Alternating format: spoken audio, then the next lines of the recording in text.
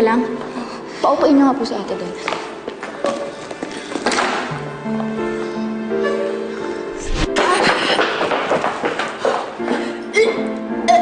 Ayos ka lang ba?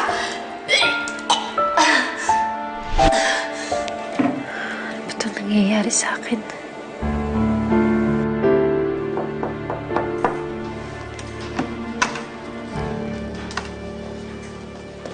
Ashley, anak. Kumusta ka na? Okay lang naman po, Mami. May kailangan po ba kayo? Wala naman. Gusto lang kitang makasama. Unless nakaka-istorbo ako sa'yo. Kasi alam kong busy-busy na kayo magkapatid. Wala nga akong ginagawa, Mami. Tsaka kapag close talaga yung restaurant, madalas nagpapahinga lang ako. Hindi ako masyado lumalabas. Talaga? Bakit wala pa bang boyfriend ng anak ko? O baka naman meron na pero hindi mo pa sinasabi sa akin. Mami, wala po talaga. Wala po yun sa plano ko eh. Tsaka mahirap na kapag may boyfriend.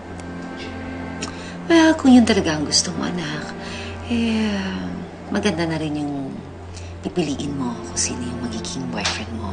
Katulad ni Diana, hindi ba matagal niyang pinag-isipan bago naging silang dalawa ni Bradley? Naku, huwag kang basta-basta naniniwala sa mga sinasabi ng mga lalaki, ha? Gayahin mo ang kapatid mong si Diana. Sige, iwan na kita, ha?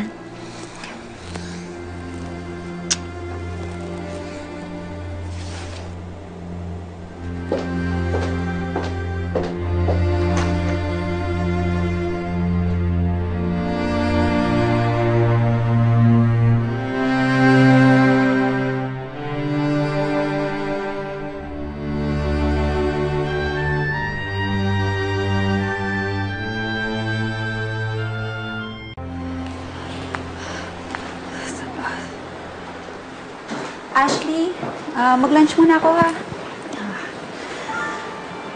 Ashley, ayos ka lang ba? Oo, medyo nahilo lang ako.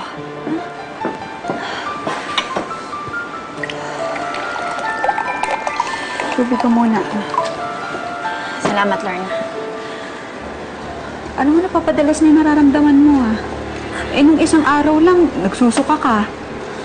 Ngayon nahihilo ka. Ano ba nangyayari sa'yo? Hindi ko din alam eh. Pakiramdam ko, magkakalagnat yata ako. Magpa-check up ka na.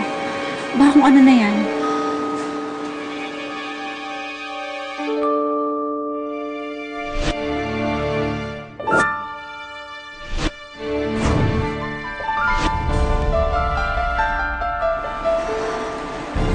Sige, teka lang. Teka lang.